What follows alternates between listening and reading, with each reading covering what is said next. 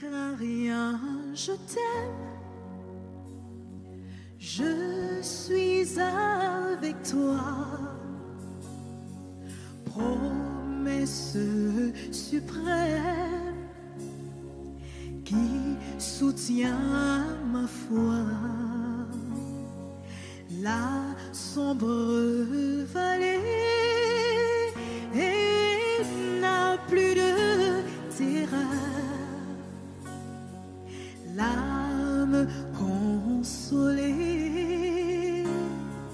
je marche avec mon Sauveur. Non, jamais tout seul. Non, jamais tout seul. Jésus, mon Sauveur, me garde. Jamais ne me laisse seul. Non, non, non, non. Jamais tout seul. Non, jamais tout seul. Jésus, mon Sauveur, me garde. Je ne suis jamais tout seul. Bien-aimés dans le Seigneur, nous allons à partir d'aujourd'hui commencer une série d'enseignements sur l'intelligence et les modèles d'émergence. Nous voulons apporter auprès des enfants de Dieu la notion sur l'émergence, mais pas n'importe quelle notion. Une notion qui nous aide à bien nous préparer pour émerger. Et pour cela, nous allons aller voir les modèles des gens qui ont émergé et étudier leur intelligence, c'est-à-dire comment ils ont compris, comment ils ont analysé les informations, comment ils ont choisi, fait des choix, ils ont pris des décisions pour que, en fin de compte, ils puissent sortir de la société, ils puissent émerger de la société. Comme nos enseignements ne sont pas totalement scientifiques ou théoriques, nous partons de la Bible parce que nous voulons utiliser la Bible comme base d'information sur lesquelles nous réfléchissons. Voilà pourquoi j'ai choisi pour vous quelques modèles. Il y en a plein, mais pour cette première série, nous aurons 4 modèles. Le premier modèle, c'est Abraham. Aujourd'hui, nous allons donc étudier Abraham comme modèle d'intelligence, d'émergence. Un modèle intelligent et un modèle d'émergence que nous pouvons imiter. Parce que, comme nous allons le voir, ce qui lui est arrivé nous arrive aussi. Mais peut-être nous n'appliquons pas le même principe de la même manière ou nous n'adaptons pas notre vie comme lui, il a adapté, afin que nous puissions aller de l'avant. Alors, le modèle Abraham. Abraham comme modèle d'intelligence et d'émergence. Comment se résume le modèle Abraham? Le modèle d'émergence Abraham se résume par 2 mots.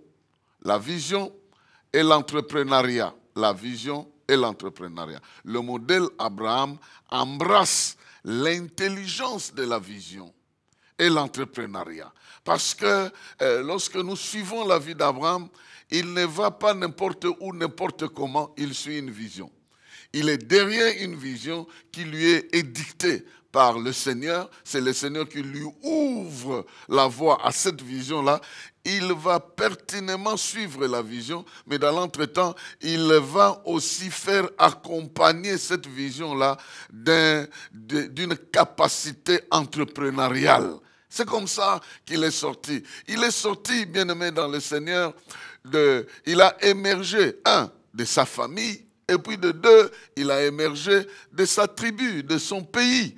Donc, la qualité de l'émergence qu'il a eu, ce monsieur-là, dépasse ce qu'il pouvait avoir de sa famille, ce qu'il pouvait avoir de sa tribu et ce qu'il pouvait avoir de son pays. Parce que son émergence l'a placé au niveau mondial et perpétuel. Son émergence l'a placé au niveau de toutes les familles du monde. Son émergence l'a placé au niveau de toutes les tribus du monde. Parce qu'il devient la référence pour la bénédiction des familles, des tribus, des nations. Alors, bien-aimés, ce modèle est un modèle très, très, très important. Et nous avons tout intérêt à bien le comprendre. Premier modèle aujourd'hui, nous sommes en train de parler de l'intelligence et des modèles d'émergence. Premier modèle, modèle Abraham. Ce modèle Abraham nous enseigne 5 qualités importantes d'une émergence qui peut nous amener à sortir de notre famille, à émerger plus que notre famille, à émerger plus que notre tribu et à émerger au-delà même de notre nation. Qui n'aimerait pas émerger à ce point-là? Il est sorti de sa famille avec Lot. Mais Lot n'a pas eu autant de succès qu'Abraham, parce que même alors qu'à un moment donné, comme nous allons le voir, il devait se choisir des domaines d'émergence, Lot est allé se compliquer la vie dans un endroit qui lui a coûté plus cher. Mais Abraham est resté le seul, que nous pouvons dire, de toute sa famille qui a émergé plus que tous les autres. Il n'était pas le seul fils. Nahor avait beaucoup d'autres enfants, mais Abraham reste le seul qui a émergé au-delà des gens de son pays, au-delà des gens de sa tribu, au-delà des gens de sa famille. Alors, ce modèle Abraham contient 5 caractères, j'étais en train de dire, qui peuvent nous aider à comprendre comment émergent les visionnaires entrepreneurs. Le modèle d'Abraham nous donne un modèle d'émergence en tant que visionnaire et entrepreneur. Et ces visionnaires entrepreneurs, ils émergent, ils ont 5 caractéristiques qui peuvent nous aider à étudier ce modèle-là et à comprendre comment, à notre tour, nous pouvons émerger. Donc, à partir de maintenant, je vais carrément entrer dans les textes de la Bible pour nous montrer, première caractéristique, les visionnaires entrepreneurs, ils ont un rêve, ils ont une vision. Mais aussi, ils ont une foi dans leur avenir. Ils ont un rêve, ils ont une vision, ils ont une foi dans l'avenir. Ça, c'est des choses qui les caractérisent. Ils rêvent qu'ils doivent devenir quelque chose. Et ils ont foi que ce qu'ils rêvent là, parce que ça vient de Dieu, ça devra nécessairement s'accomplir dans l'avenir. Ils n'ont pas d'autre choix que de suivre ça. Ils ne tâtonnent pas. Ils n'ont pas d'objectif. Non, je vais essayer, si ça ne marche pas. Non. Ils savent où ils vont.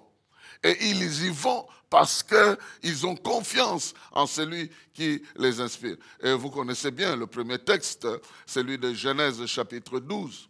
Je lis du verset 1 à 9, il est dit, « L'Éternel dit à Abraham, va-t'en de ton pays, de ta patrie, de la maison de ton père, dans le pays que je te montrerai. Je ferai de toi une grande nation, je te bénirai, je rendrai ton nom grand, et tu seras une source de bénédiction. Je bénirai ceux qui te béniront, et je maudirai ceux qui te maudiront, et toutes les familles de la terre seront bénies en toi. » Abraham partit comme l'Éternel le lui avait dit, et Lot partit avec lui. Abraham était âgé de 75 ans lorsqu'il partit de Karam.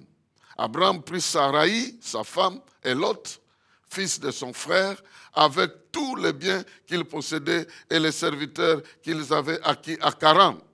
Ils partirent pour aller dans le pays de Canaan, et ils arrivèrent au pays de Canaan.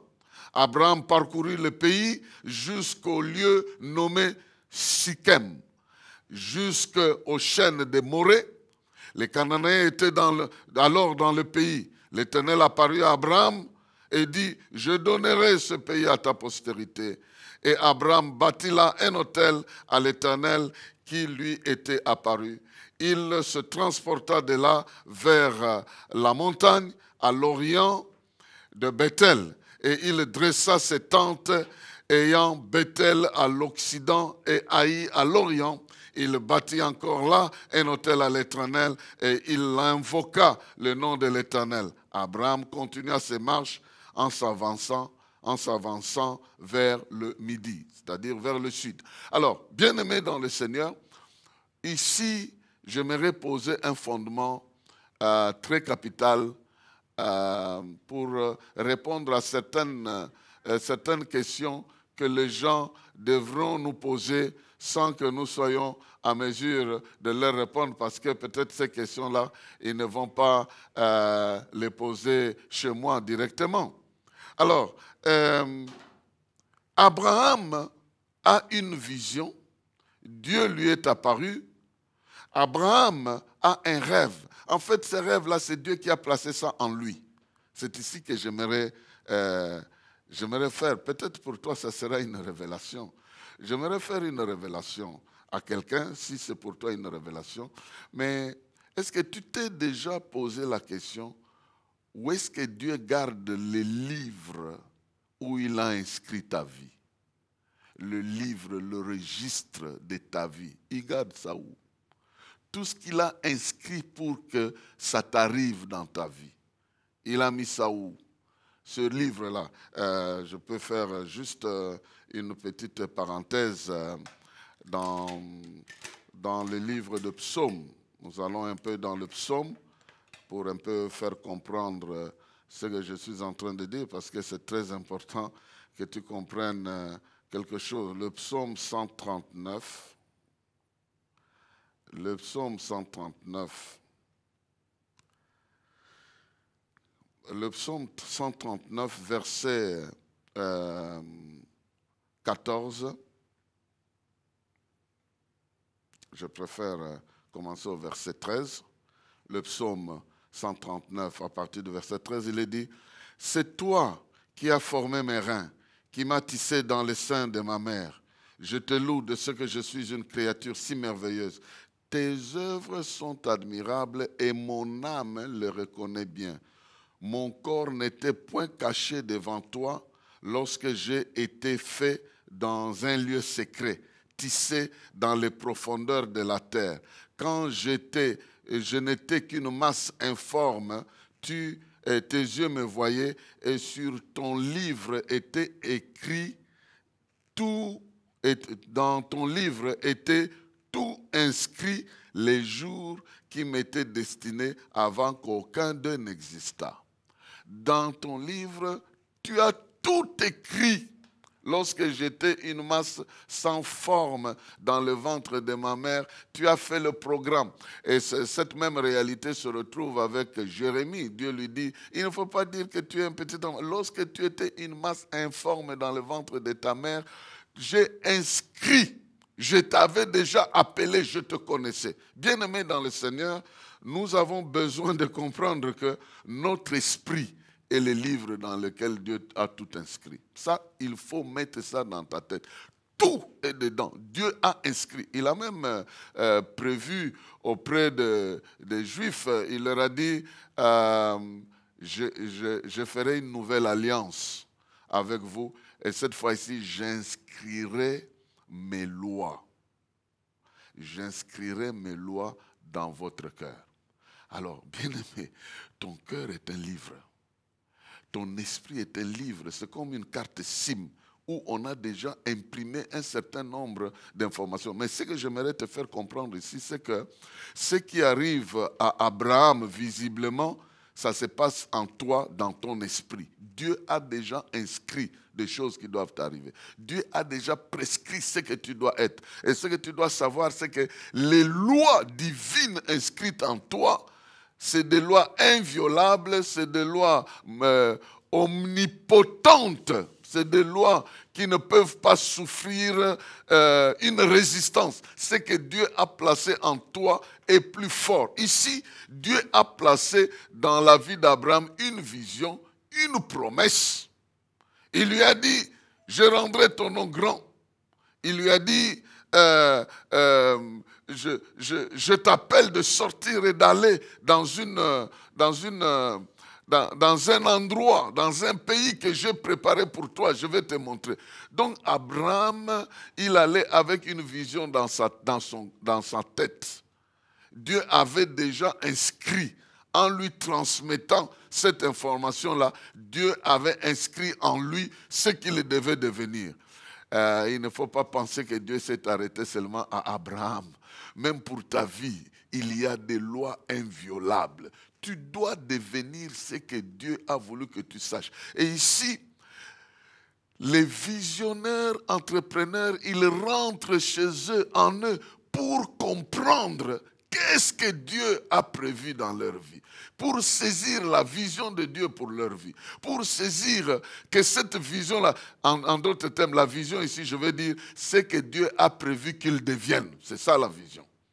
Dieu a prévu qu'Abraham devienne le père des multitudes, il devienne la référence de la foi, il devienne la base de la bénédiction, la source de bénédiction de plusieurs. C'est ce que Dieu a prévu et c'est ce qui est devenu la vision d'Abraham. Maintenant, cette vision-là devait s'accompagner d'un certain nombre de promesses qui devaient s'accomplir. Entre autres, il devait devenir grand, il devait avoir des enfants, donc il y avait des promesses qui étaient là. Et Abraham saisit la promesse et il commence à marcher en fonction de ça. Il a quitté sa patrie, il a quitté sa famille avec en tête d'aller réaliser son rêve là où Dieu a prévu qu'il le réalise. Bien-aimé, ne reste pas dans les histoires de la famille. Oh non, l'argent de famille. Oh non, les biens de famille. Oh non, les biens du pays. Oh non, écoutez, la vision que Dieu t'a donnée doit s'accomplir si tu sors de tous ces milieux-là et tu te places toi face à Dieu. Ce qu'il a prévu pour toi, il a prévu, tu vas l'accomplir dans cette société, dans cette famille, mais ça ne partira pas de ce qui se passe dans la famille, ça partira de ce que Dieu a déjà prévu pour toi. Alors, Abraham est parti. Donc, la première qualification de ces visionnaires entrepreneurs, c'est qu'ils suivent une vision. Ils ont une vision. La vision ici veut dire ce que Dieu a prévu pour eux dans l'avenir, leur destinée, si vous voulez. Alors, ils suivent ça, même s'ils ne comprennent pas. Même s'ils ne comprennent pas qu'est-ce qui va leur arriver, mais ils suivent ça seulement. Ça, c'est l'expression de la foi. Ils ne dépendent pas de l'extérieur, ils dépendent de leur esprit. Dans le monde scientifique, on parle de l'intuition. Ils suivent leur intuition. Or, nous savons que, spirituellement parlant, l'intuition est une qualité de l'esprit. C'est-à-dire, quand Dieu te parle, ton intuition saisit la vérité sans te dire comment la vérité est entrée. Et ton intuition, il y a des choses que tu connais sans dire comment tu connais ça. C'est par intuition, c'est par ton esprit. C'est ton esprit qui connaît. Et ce qu'on connaît par intuition est aussi vrai que ce qu'on connaît visiblement dans la conscience. Parce que l'esprit est dans l'inconscience. L'esprit fonctionne dans une partie de nous que nous ne savons pas contrôler, dont nous ne sommes pas conscients, mais qui fonctionne effectivement.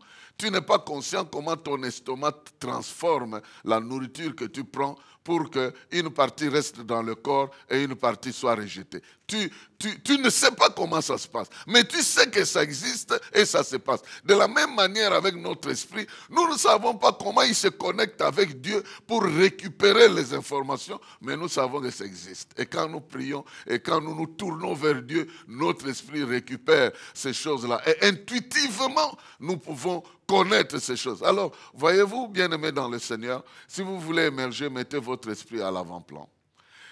Il ne faut pas mettre la vision, ce que vous voyez à l'avant-plan. Il faut mettre l'esprit à l'avant-plan. Comprendre qu'est-ce que Dieu veut pour vous. Parce que si Dieu vous veut comme charpentier, vous n'émergerez jamais comme pilote. Si Dieu vous veut comme un mécanicien, vous n'émergerez jamais comme cuisinier. Jamais. Donc, recherche un peu les traces de Dieu dans ta vie. La Bible dit que quiconque se confie en l'Éternel trouve dans son cœur les chemins que l'Éternel a tracés. Alors, j'aimerais te dire que le livre de Dieu se trouve en toi. Le livre de Dieu pour ta vie n'est pas au ciel. Ça se trouve en toi, dans ton esprit. Je peux même aller plus loin pour dire où est-ce qu'on trouve aujourd'hui la science peut faire parler ton corps alors qu'il est déjà mort.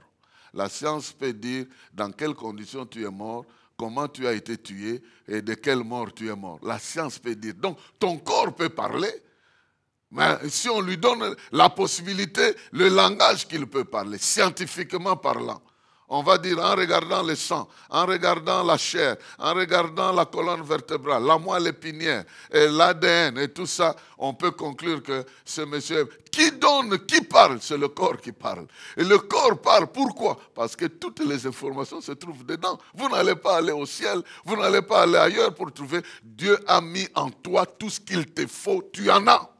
Et ça, ce n'est pas quand tu es devenu adulte qu'il a mis ça. Non, quand tu étais encore une masse informe dans le ventre de ta mère. Le seul problème que tu as, c'est qu'en grandissant, tu as développé ta relation avec ce qui est visible. Avec tes yeux, tes oreilles, à l'école, les amis, en famille. Mais tu n'as pas développé ta relation avec ce qui est invisible. Tu n'avais pas encore développé. Et Dieu, pour te faire émerger, il te connecte d'abord au niveau de l'esprit pour que tu commences aussi à développer les réflexes spirituels à la place des réflexes visibles, physiques. Voilà. Donc, le premier élément de ces visionnaires entrepreneur, c'est qu'ils s'attachent à la vision, à ce que Dieu a imprimé en eux qu'ils doivent devenir. Cherchons cela, nous trouverons. Si nous cherchons de tout notre cœur, nous allons avoir une première orientation dans quel secteur d'émergence Dieu me veut. Dans quel aspect d'émergence Dieu me veut. Peut-être il me veut dans le secteur politique, scientifique, ou bien scientifique simplement, ou bien ecclésiastique, ou bien, même si j'évolue dans le secteur économique, je servirai toujours Dieu dans le système de Dieu, soit avec ce que j'aurai, soit avec mon expérience. Quelque part, je serai toujours témoin de Christ. Ça, c'est pour tout le monde. Il ne faut pas dire, oh Dieu, il m'a appelé à être son témoin. Ça, c'est tout le monde qui est appelé comme ça. Mais il t'a appelé comme témoin dans quel domaine? Parce que c'est dans ce domaine-là que tu vas émerger pour témoigner comment Dieu t'a accompagné dans ce domaine-là. Alors, première caractéristique, bien-aimés dans le Seigneur, les visionnaires, entrepreneurs, ils ont un rêve qu'ils sont en train de poursuivre. Donc, une vision qu'ils sont en train de poursuivre.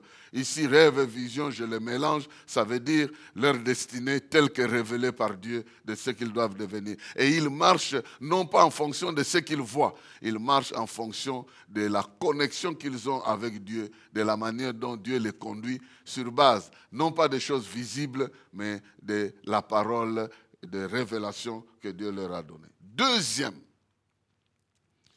Deuxième caractéristique de ces visionnaires entrepreneurs, ils sont innovateurs de la société. Et ils ne sont pas satisfaits des choses comme elles sont là. Ils pensent qu'ils doivent apporter quelque chose de plus à ce qui existe. Et il est écrit ici, Genèse chapitre 13, versets 12 à 18. Genèse 13, versets 12 à 18. Abraham habita dans le pays de Canaan, et Lot habita dans les villes de la plaine, et dressa ses tentes jusqu'à Sodome. Les gens de Sodome étaient méchants et des grands pécheurs contre l'Éternel. L'Éternel dit à Abraham, après que Lot se fut séparé de lui, lève les yeux, et du lieu où tu es, regarde vers le nord et le midi, vers l'Orient et l'Occident. Car tout le pays que tu vois, je le donnerai à toi et à ta postérité pour toujours. Je rendrai ta postérité comme la poussière de la terre, en sorte que si quelqu'un peut compter la poussière de la terre, ta postérité aussi sera comptée. Lève-toi, parcours le pays dans sa longueur et sa largeur, car je te le donnerai. Abraham leva ses tentes et vint habiter parmi les chênes de Mamré qui sont près d'Hébron. Il bâtit là un autel à l'Éternel. Bien-aimés dans le Seigneur, l'émergence selon le modèle d'Abraham nous amène à la deuxième qualité, la qualité des innovateurs, des gens qui apportent quelque chose dans la société. Les gens qui savent que ce que j'ai trouvé dans la famille, ce que j'ai trouvé dans la société, Ce que j'ai trouvé dans le pays, il y a des gens comme moi qui ont mis ça en place. Ce que j'ai trouvé dans la famille, ce que j'ai trouvé dans la société, ce qui existe, il y a des gens comme moi qui ont inventé ça, qui ont mis ça. Alors, je ne suis pas obligé de suivre toujours ce qu'eux, ils ont inventé pour me confiner avec eux. Surtout quand il s'agit des affaires. Il y a quelqu'un qui a inventé, qui a créé quelque chose, et nous tous, nous voulons nous arranger, nous aligner derrière les créations des autres personnes. Nous aussi, on peut inventer. Nous aussi, on peut créer d'autres choses. Un innovateur, selon le modèle d'Abraham, il ne dit pas, oui, les habitants de ce pays ici, les Cananéens, comment ils vivent comme ça, je vais essayer de m'adapter. Non, lui, il vient avec un modèle. Il vient avec son Dieu à lui. Il vient avec son modèle à lui. Il vient avec ses autels à lui. Il ne suit pas les autels des Baals, des Cananéens et des autres pour se conformer à leur vie. Lui vient avec son Dieu et sa forme de prière et sa forme d'adoration. Il impose ça là où il est. Bien-aimé, si vous voulez émerger, même dans le secteur des affaires, même dans le secteur du travail où vous voulez, ne faites jamais comme tout le monde. Ayez vous-même une innovation dans ce qui arrive, apportez ce que Dieu a mis en vous, apportez l'authenticité de ce qui vous identifie. De ce qui vous identifie. Oui, tout le monde va peut-être à Dubaï pour acheter. Oui, peut-être c'est là où se trouve le produit. Mais tu ne vas pas aller comme tout le monde. Tu ne feras pas comme tout le monde. Et si tu arrives là, tu vois que tout le monde, et les hommes et les femmes, dorment dans une même chambre pour limiter un peu les prix, le coût de la vie. Et tu vas dans une chambre avec une femme ou un homme que tu ne connais pas, c'est rien que pour... Ça, c'est la méthode de tout le monde. Mais toi, tu dois aller avec la méthode de ton Dieu. Et c'est comme ça qu'il te bénira. Je prends juste un exemple. Je le prends. Tu entres dans un endroit où tout le monde travaille et tu découvres que les gens qui travaillent là, ils volent de cette manière-là. Et tu entres aussi dans cette lignée-là. Tu commences à faire comme tout le monde. Non. Si tu veux émerger, le modèle d'Abraham ne nous demande pas de nous conformer aux autres, nous demande d'apporter notre propre pierre dans l'édification, d'apporter notre authenticité, d'apporter notre changement, notre innovation dans la manière dont les choses doivent se faire. Abraham a apporté l'innovation dans la manière dont l'adoration devait se faire. Abraham a apporté l'innovation dans la manière dont les affaires devaient se faire. Au lieu de se quereller avec son neveu Lot, au lieu de se quereller avec l'autre, au lieu d'envoûter l'autre et de le bloquer en tant que neveu, non, il a demandé, que je le dirai un peu plus tard, il a demandé à l'autre d'aller à gauche et lui est resté, s'élever et progresser là où l'Esprit de Dieu l'a emmené. Il n'a pas dit, ah, peut-être ici, personne n'a jamais élevé les brebis ici, je risque de souffrir. Non. Il a monté un autel, il a béni le Dieu qu'il a envoyé pour que ce Dieu-là bénisse le lieu, l'environnement, là où il a envoyé. Il a commencé à évoluer là-bas. Bien-aimé dans le Seigneur, je suis en train de parler des caractéristiques qui accompagnent le modèle Abraham, le modèle d'émergence que j'appelle modèle Abraham. Et dans ce modèle-là, c'est un modèle de visionnaires innovateurs, plutôt entrepreneurs. Et ces visionnaires-là, ils ont leur destinée, ils savent que leur destinée n'est pas écrite ailleurs et n'est pas inscrite ailleurs. Leur destinée est en eux. Ils ont ça avec eux. Ils se promènent avec eux. Dieu a inscrit ces lois-là en eux. Et ces lois-là sont inviolables. Et si c'est Dieu qui lui dit, non, écoute, ce pays je te donnerai, donc il va donner, cette promesse devient pour lui comme une loi sur laquelle il doit s'appuyer afin que cette promesse inviolable qui respire l'omnipotence de Dieu devienne un soubassement solide pour qu'Abraham s'installe sur cet endroit-là, change l'adoration. Quand les Cananéens devaient passer vers chez lui, ils disent, ah, ce type-là, il vient d'où? Et il a demandé la permission à qui? Et comment il adore ce Dieu? Et comment il se passe? Non, il a suivi ce que Dieu lui a dit. Personne ne va t'imposer de t'établir dans les affaires selon leur manière.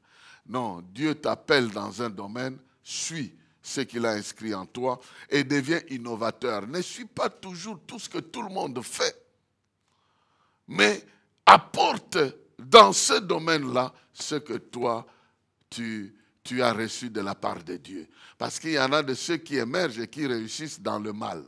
Et si toi tu le copies, tu auras un conflit entre ta conscience et ce qui t'arrive véritablement. Et Dieu ne veut pas ça. Il veut que sa bénédiction, qui ne se fait accompagner d'aucun chagrin, puisse t'accompagner dans ce que tu veux faire. Et toi, tu es une version de bénédiction, une version de vision et d'entrepreneur. Troisième qualité, c'est la qualité de la paix.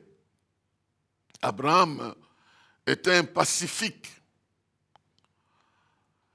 Il était un homme épris de paix. Là où il y avait des problèmes, il cherchait la paix. Déjà au chapitre 13, lorsqu'il avait des problèmes avec Lot, les travailleurs de Lot avec ceux d'Abraham commençaient à se chamailler.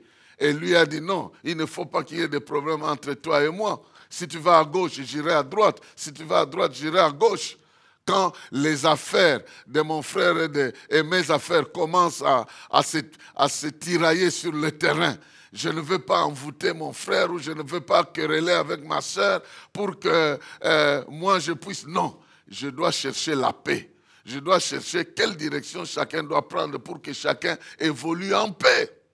Et cette paix ici, ça va jusqu'au niveau des relations.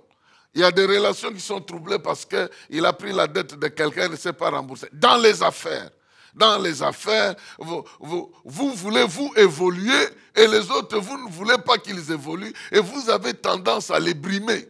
Vous empruntez les choses chez eux, vous ne remboursez pas et même vous-même vous évoluez. Ça, ce n'est pas un esprit de paix. Il est écrit ceci, chapitre 14 de Genèse, versets 14 à 18. Dès qu'Abraham eut appris que son frère avait été prisonnier, il arma 318 de ses plus braves serviteurs, nés dans sa maison. Et il poursuivit les rois jusqu'à Dan. Il divisa sa troupe pour les attaquer de nuit. Lui et ses serviteurs, il les battit et les poursuivit jusqu'à Choba, qui est à la gauche de Damas. Il ramena toutes les richesses. Il ramena aussi Lot, son frère, avec ses biens, ainsi que les femmes et le peuple. Après qu'Abraham fut revenu vainqueur de Kedor Laomer et des rois qui étaient avec lui, le roi de Sodome sortit à sa rencontre dans la vallée de Kavé, qui est la vallée du roi. Melchisedec, roi de Salem, fit apporter du pain et du vin, et il était sacrificateur du Dieu très haut. Ici, vous voyez, cet homme veut la paix et il va combattre toute espèce de problèmes qui s'élèvent dans sa vie et même dans la vie des autres. Donc, parce qu'il voulait la paix ne veut pas dire se laisser dominer par n'importe qui parce que tu veux la paix. Non, la paix veut dire combattre le désordre. C'est ce que ça veut dire. La paix veut dire s'élever au nom de cette paix-là pour éradiquer tout ce qui est nuisible à la paix. Ici, il y a Kedor Laomer avec 5 autres rois. Ils sont allés envahir Sodome et Gomorrhe. Ils ont emporté les femmes et les biens. Et même Lot était emporté. Mais Abraham, il est écrit ici qu'il arma 318 de ses meilleurs travailleurs. Ils n'étaient pas des guerriers, mais il les a engagés dans une guerre pour la paix. Ils n'étaient pas, et vous imaginez, ici il y a 318 personnes capables de se battre qui sont nées dans sa maison. Il n'est pas venu avec de la famille de son père, mais ils ont grandi. De son père, il y avait quelques travailleurs, mais ils sont devenus très nombreux. Si 318 représentaient les plus vaillants, Donc, on pouvait retrouver aussi un grand nombre qui représentaient des gens incapables d'aller se battre. Et ces gens-là n'étaient pas des célibataires, ils étaient mariés avec des enfants. Donc, Abraham entretenait toute une communauté dans ses affaires. Il n'était pas n'importe qui. Bien-aimés dans le Seigneur, ayez l'esprit d'innovation, mais battez-vous pour la paix. Battez-vous pour la paix. Et une manière de se battre pour la paix, c'est de produire ce qui peut signifier la paix pour les gens. Si la faim enlève la paix des gens, alors bats-toi contre la faim, tu produiras la paix dans la vie des gens qui ont la faim. C'est ce que ça veut dire. Si l'envoûtement constitue le voleur de la paix dans la vie des gens, alors bats-toi contre l'envoûtement et tu instaureras la paix dans la vie de ces gens-là. Si le chômage est l'élément capital qui enlève la paix, alors bats-toi contre le... Écoute, tu vas te battre contre le chômage comment? En produisant des entreprises, en créant des entreprises. Tu vas te battre contre le chômage qui influe des dégâts incroyables qui enlèvent la paix. Qu'est-ce qui enlève la paix dans la société où tu es en train d'évoluer? Et comment tu vas te battre contre cet ennemi-là, sinon en faisant ce qu'il faut, en regardant dans ta vision, il y a une provision dans ta vision pour apporter cela. Il y a tout un tas d'exemples. David, quand il est arrivé sur le champ de bataille, il était un homme de paix, mais il a vu que la paix d'Israël était arrachée par un Goliath. Où est-ce qu'il a puisé la force pour battre Goliath? C'est dans les expériences que Dieu lui a fait faire. Oh non, contre le loup, contre le lion, et contre l'ours, j'ai fait ceci. À partir de là, je crois que si Dieu t'a déjà exaucé pour te nourrir pendant un mois, il va t'exaucer aussi pour nourrir d'autres personnes. Si Dieu t'a déjà protégé contre la main de l'ennemi et tu as des preuves, il peut faire de toi un homme qui érige un système pour protéger les autres. Bien-aimé dans le Seigneur, l'émergence ici d'Abraham, il était maintenant connu par d'autres rois parce qu'il les a vaincus. Il a émergé dans la contrée après avoir infligé la défaite à tous ceux qui enlevaient la paix. Tu vas émerger quand tu combats l'ennemi de la paix. La Bible dit que heureux ceux qui procurent la paix, ils seront appelés fils de Dieu. Ils seront appelés les enfants de Dieu très haut. Donc, notre paix, ce n'est pas de s'enfermer dans sa chambre et d'oublier ce qui se passe dehors, di babo manakuna nazate oza. Donc, cette affaire te concerne, tu dois chercher quelque chose. Peut-être ton rôle, c'est de lever tes mains et commencer à invoquer la puissance de Dieu. Et quand tu verras que Dieu intervient, tu auras une expérience. Et tu vas maintenant mobiliser d'autres personnes afin qu'ils puissent se joindre à toi pour combattre de cette manière. Les gens sont limités parce qu'ils pensent que tout pour commencer, il faut de l'argent. C'est faux et archi faux. C'est faux. Archi faux. Si tu ne commences rien pour combattre l'ennemi de la paix, en pensant qu'il te faut d'abord une ONG, avec l'argent, je ne sais pas qui viendra de je ne sais qui, tu es en train de perdre ton temps. Bien-aimé dans le Seigneur, dans ce que Dieu a déjà fait dans ta vie, il y a une provision. Ah, il y a une provision d'expérience, il y a une provision d'expérience, il y a une provision, et tu peux te lever. Et c'est en aidant les autres à retrouver la paix qu'ils vont se dire, ah, si je suis aujourd'hui ce que je suis, c'est à cause d'un tel qui est venu me rencontrer dans telle circonstance qui m'a amené sur ce schéma-là. L'autre pourra dire, si je suis aujourd'hui ce que je suis, c'est à cause de mon oncle qui est venu m'arracher des 5 rois qui m'ont combattu. Même Dieu dans le ciel a envoyé Melchisedec pour venir donner à Abraham quelque chose pour dire, le ciel est d'accord avec ce que tu es en train de faire. Bien-aimé dans le Seigneur, nous voulons émerger. Le modèle d'Abraham, Abraham est un homme de vision qui voit un peu son avenir avec foi et confiance. Abraham est un innovateur qui ne se mêle pas avec la méthode du monde, mais qui apporte dans le monde ce que Dieu lui a donné pour faire la différence. Et c'est comme ça qu'il émerge. Abraham est un homme de paix qui doit combattre. C'est comme les Romains disaient, qui veut la paix prépare la guerre. Et nous avons de fausses sortes de paix qui nous rendent vulnérables. La paix que Jésus nous a donnée, il a gagné ça en livrant sa vie à la croix. Ce n'est pas une paix des passifs, c'est une paix des gens qui ont reçu l'Esprit de Dieu, qui n'est pas un esprit de timidité, mais de force, en train de crier Abba Père contre toute forme de montagnes qui s'élèvent contre nous pour arracher notre paix. Donc, sans la paix, nous ne serons pas évolués. Et si nous regardons la vie des autres, nous voyons qu'elle est troublée. Elle n'a pas de paix, et que nous identifions les éléments qui détruisent leur paix, et nous nous investissons avec Dieu pour apporter la paix, Dieu nous bénira, il nous accordera la possibilité, et on émergera après avoir vaincu la paix. Quatrième, avant-dernière caractéristique ou qualité, nous lisons ça dans Genèse, chapitre 15, versets 1 à 6. Il est écrit, après ces événements, la parole de l'Éternel fut adressée à Abraham dans une vision. Et il dit, Abraham, ne crains point, je suis ton bouclier et ta récompense sera très grande. Abraham répondit, ah mon Seigneur éternel, que me donneras-tu? Je m'en vais sans enfant et l'héritier de ma maison, c'est Eliezer de Damas. Et Abraham dit, voici, tu ne m'as pas donné de postérité, et celui qui est né dans ma maison sera mon héritier. Alors la parole de l'Éternel lui fut adressée ainsi. Ce n'est pas lui qui sera ton héritier, mais c'est celui qui sortira de tes entrailles qui sera ton héritier.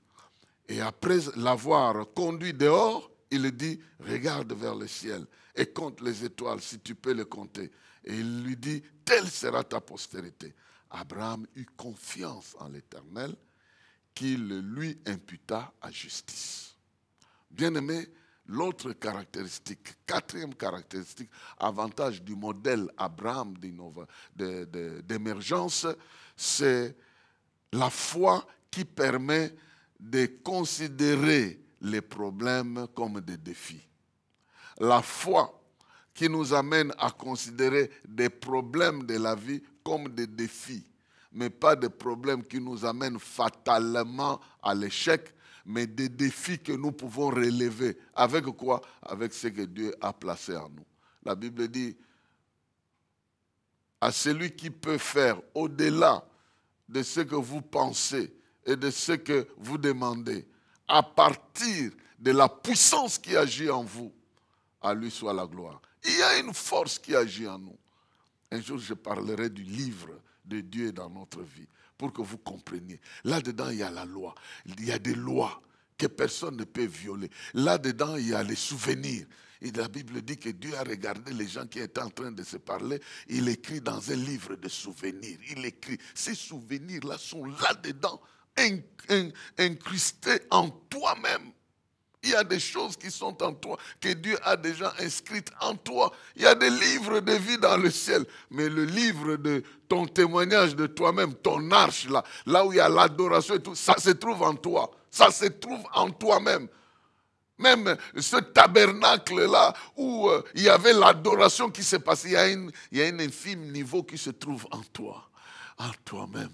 La Bible dit, si nous contemplons le Seigneur, nous sommes transformés en la même image. C'est en nous-mêmes que cela se passe. Alors, Dieu dit à Abraham, c'est celui qui sortira de toi qui sera ton héritier.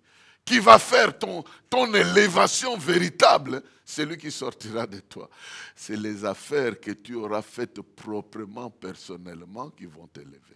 Ce n'est pas ça que tu as volé ailleurs, que tu as piqué à droite. Non, ça ne va pas constituer les bagages de ton élévation. J'aimerais dire prophétiquement à quelqu'un, Dieu a placé en toi des choses qui doivent sortir. des choses que tu dois produire. Il n'a pas honte, même si le temps passe, ces choses-là ne sont jamais passées. Il y a un Isaac qui doit sortir de toi et il sortira. Même si des Ismaël ont été formés, ah oui, Dieu m'a appelé pour monter une grande entreprise. Mais dans l'entretemps, je n'ai pas de moyens. Je suis allé travailler chez les Hispaniques ou chez les Indiens. Oui, ça c'est un temps que tu fais là et tu ne vas pas faire ta carrière là-bas. Dieu va t'ouvrir une porte. Voilà pourquoi il faut croire en sa destinée, en ce que Dieu a déjà placé en toi. Il n'a pas fait de faute, il n'a pas commis d'erreur. Il est un Dieu omniscient. Donc, il savait déjà depuis longtemps. Dieu parle de notre avenir dans le passé. Dieu parle de notre avenir comme un passé. Il dit, si quelqu'un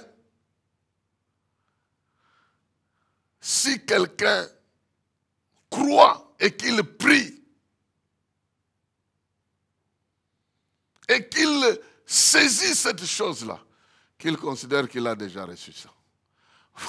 C'est-à-dire, le jour que tu recevras cette chose sera futur, mais c'est dans le passé que tu as déjà reçu ça. Dieu connaît ton futur, il veut que toi-même tu avances avec lui pour voir déjà ton futur devenir un passé. C'est-à-dire, pour que tu te vois un grand-père, tu dois déjà te voir marié. C'est-à-dire, ton mariage qui est déjà futur, tu le sautes même, tu te vois déjà ancêtre. Parce que ton mariage est déjà acquis. Et tu es déjà en train de te voir grand-père, arrière-grand-père, arrière-grand-mère. Tu es déjà en train de te voir sous cette peau-là. Mais entre-temps, tu n'as ni engagement, ni quoi que ce soit. Et puis, peut-être autour de toi, il y a un peu de critiques et de moqueries et des trucs pareils. Mais c'est l'environnement des hommes, ce n'est pas l'environnement divin. Alors, Abraham voyait, Dieu voulait lui faire voir et dire, est-ce que tu peux compter les étoiles? Ah, 1, 2, 3, 1, 2, 3, 4, non, tu compteras les sables, non. Si tu ne sauras pas compter ça, c'est que les gens ne sauront pas compter les enfants que tu auras. Il n'y a pas un niminae. C'est ce que dit la Bible. Quand il a, parce que Dieu voit le cœur, dès qu'il a cru, Dieu considère qu'il est devenu maintenant juste. Donc c'est juste maintenant de lui donner ce qu'il a reçu. Parce que ce que nous recevons par la foi, c'est impossible que ça nous échappe. C'est une loi. Ce que tu as, tu le verras s'accomplir. Et que Dieu te bénisse en voyant des problèmes, mais ne considérez pas ces problèmes comme étant des barrières qui vont t'éliminer. Non, des défis que tu dois traverser. Les fleuves que tu dois traverser sans te submerger, ou alors les flammes que tu traverseras sans te laisser embraser par ces flammes-là. Tu veux commencer une affaire, tu vois tout un problème, affaire économique, affaire environnement, et autant de taxes qui t'embrouillent, qui t'embêtent et qui te découragent même de commencer. Non, fonce! Mais ne fais pas comme tout le monde. Suis une direction que Dieu va te donner et tu t'en sortiras très, très, très bien. Donc, le modèle Abraham d'innovation veut utiliser la foi, non pas pour reculer devant des problèmes, mais pour les considérer comme des vrais défis qu'il faut combattre. Enfin, la dernière caractéristique, c'est que le modèle Abraham, le modèle d'émergence, Abraham, que j'appelle Abraham, modèle Abraham, qui embrasse la vision et l'entrepreneuriat, c'est un modèle de gens qui savent prendre les risques. Ils savent prendre les risques. Ils calculent les risques et ils les prennent. Et nous voyons déjà dans la vie d'Abraham, au chapitre 22, Abraham, Dieu lui dit, va me sacrifier ton fils, c'est ton unique, ton unique. Il va le faire. Il va le faire. Et selon Dieu, quand dans ton cœur tu as déjà décidé de faire quelque chose, même si physiquement tu ne fais pas, tu as déjà fait ça. Donc Abraham, du point de vue de son cœur, il n'avait pas hésité un instant à le faire. C'est pourquoi Dieu l'a empêché de faire ça. Ce qui se passe dans notre esprit est une réalité. Donc si nous prenons le risque, Dieu va voir que nous prenons le risque. Si nous doutons dans notre cœur, Dieu va aussi voir. Il sait que celui-là, il a peur. Celui-là n'osera pas commencer. Mais dès que nous prenons à cœur de faire quelque chose, Dieu le sait. Et il va nous accompagner. Mais s'il voit que ce que nous faisons là est trop dangereux, il va nous montrer la provision qu'il a prévue pour nous, l'animal qu'il a prévu pour nous. Au lieu de sacrifier notre propre vie, quelque chose de bon peut venir. Parce que Dieu sait que nous sommes engagés à prendre le risque selon la destinée qu'il nous a faite. Il y en a de ceux à qui il a dit, oui, tu gagnes $100, prends tous ces $100-là, achète ces champs-là. Ah, mais comment je vais vivre? Achète les champs. Il a demandé à Jérémie, alors que Nabucodonosor était en train de venir détruire Jérusalem. Dieu lui dit, achète la parcelle. Oh, mais comment je vais acheter la parcelle alors que la ville sera brûlée? Et tu dis même que 70 ans avant que les choses se passent, mais tu me demandes d'acheter. Et achète devant les témoins, parce que ce que tu vas acheter te reviendra de droit. Tu auras ça. Tu vivras pour voir ce que tu as saisi par la foi. Tu vivras pour voir ça. Bien-aimé dans le Seigneur. Voici le modèle Abraham. Il est un modèle ancien, un modèle d'émergence, mais je pense que tu n'as pas encore suivi un cours qui te donne Abraham comme modèle d'émergence de cette manière. C'est une série de cours, d'enseignements, je voulais dire, que nous voulons présenter pour que les gens sachent que comme Abraham a vécu, nous pouvons vivre. Comme il a émergé, nous pouvons émerger. Mais quels sont ces principes? Il avait la vision. Il avait l'orientation que Dieu lui a donnée. Son avenir, il connaissait ça par rapport à la parole que Dieu lui a donnée. Cherchons Dieu. Il va se manifester, il nous donnera la parole. Et c'est pourquoi je vous dis que les grands livres de Dieu pour ta vie se trouvent en toi. Et chaque fois qu'il écrira, il viendra écrire ça en toi. Il notera ça en toi et ça gardera. Ton esprit gardera. Oh, tu ne sais pas ce que ton esprit représente. Il garde tout un tas de choses inscrites en toi. Par exemple, si Dieu t'a destiné à jouer un rôle capital dans ta famille, comme Joseph a joué ce rôle-là, aucune loi ne va changer ça. Ça restera comme ça. On peut te vendre, on peut t'acheter, on peut te jeter en prison, on peut faire tout ce qu'on veut. Mais cette loi-là est inviolable, inviolable. Inviolable, elle va s'accomplir. Tu es l'enfant de la maison, mais tu es l'enfant de la maison qui a en lui-même le programme de Dieu en toi-même. J'inscrirai mes lois dans leur cœur. Cette loi-là, c'est quoi? Ce n'est pas tu adoreras l'Éternel, ton Dieu, de tout ton cœur. Ce n'est pas cette loi-là. C'est des nouvelles lois qui déterminent notre destinée que personne ne peut violer sur la terre. Je peux donner des exemples. Saul de Tarse a cru qu'il était un pharisien capable de servir Dieu en arrêtant tous les aventuriers. Non, ce n'est pas à ça que Dieu l'a appelé. Il a vu une lumière sur le chemin de sa fausse mission qu'il a maintenant orienté sur ce que Dieu avait prévu pour lui. Bien-aimés, cherchons à comprendre par où nous commençons. Comment Dieu nous oriente? Qu'est-ce qu'il nous dit de notre propre destinée? Et si nous saisissons cela, nous amenons de l'innovation à chaque étape de notre vie. Nous n'essayons pas de faire comme tout le monde, mais nous essayons de faire comme Dieu nous oriente de faire et que la paix devienne un élément capital pour lequel nous nous battons parce que dans la paix, il y a l'amour, il y a la joie, il y a tout ça. Emballé là-dedans, dans les affaires et dans notre relation avec Dieu, soyons en paix, ne soyons pas tricheurs, ne soyons pas en désaccord avec lui, mais aussi trouvons que tous les problèmes qui se présentent devant nous doivent être considérés comme des défis que nous pouvons vaincre. Avec l'aide de Dieu, il nous arrivera ce que nous croyons. Et enfin, sachons prendre le risque, parce que sans risque, nous ne ferons rien du tout. Voici le modèle Abraham. Que Dieu vous bénisse parce que vous l'avez suivi. Demain, nous verrons, disons prochainement, nous verrons un autre modèle et nous allons évoluer. Et au fur et à mesure que vous avez cette connaissance, je pense que Dieu vous permettra d'émerger selon ce qu'il a prévu dans votre vie. Après avoir suivi cet exposé, certainement, il y a des choses qui te passent à l'esprit, mais j'aimerais prier avec toi. J'aimerais prier avec toi. Il y a ces 5 choses que tu dois garder en toi. Je prie pour toi, pour que Dieu t'ouvre les yeux spirituels et que tu découvres la vision, le rêve la destinée qu'il a placée en toi.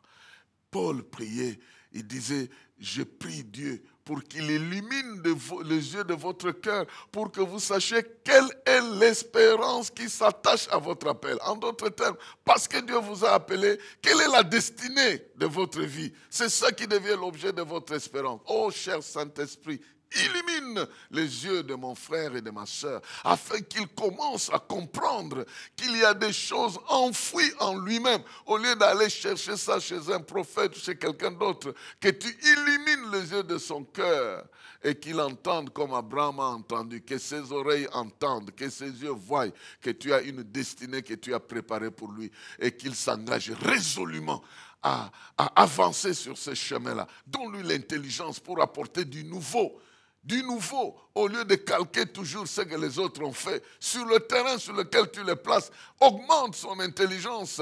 Tu as fait ça avec les Daniel, avec les autres. Ils n'ont pas fait comme tout le monde. Ils ont apporté la différence. Ils n'ont pas fait comme les autres devins. Tu leur as donné l'intelligence pour interpréter les choses non interprétables. Seigneur, mène-nous sur le terrain où nous faisons la différence par rapport à ce qui existe déjà.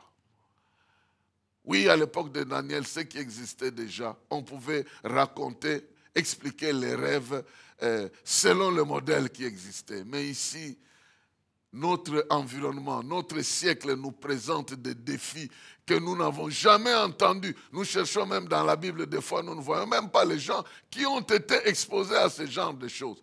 Mais le même Dieu, tu es resté. Laisse que tu ouvres l'intelligence de mon frère, que tu lui donnes, tu donnes à ma soeur la capacité de comprendre que ces difficultés-là sont des défis que tu vas l'aider à vaincre. Je prie, Seigneur, que tu nous aides à prendre des bons risques, là où nous devons risquer, avec toi, pour que la gloire te revienne. Que Dieu te bénisse et qu'il t'accorde la grâce d'émerger comme Abraham en ton temps, au-delà de ta famille, de ta tribu et de ton pays. Au nom de Jésus. Amen. Ne crains rien, je t'aime.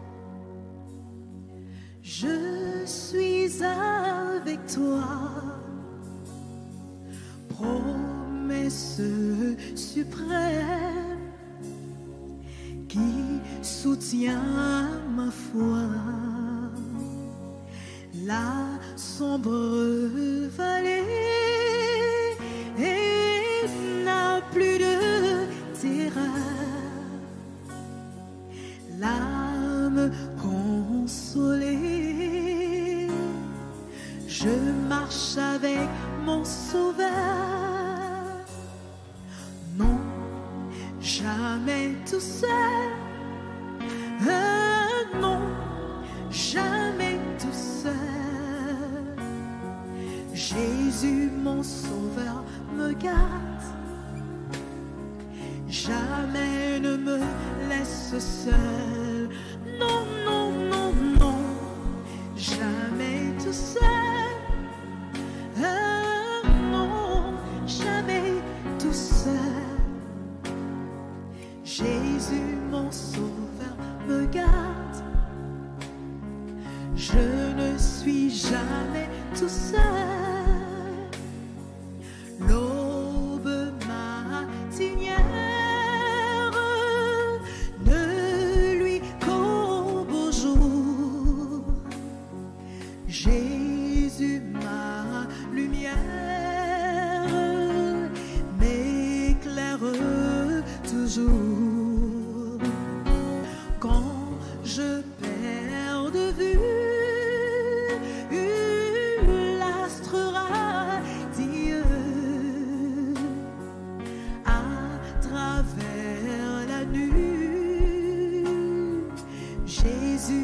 montre les cieux.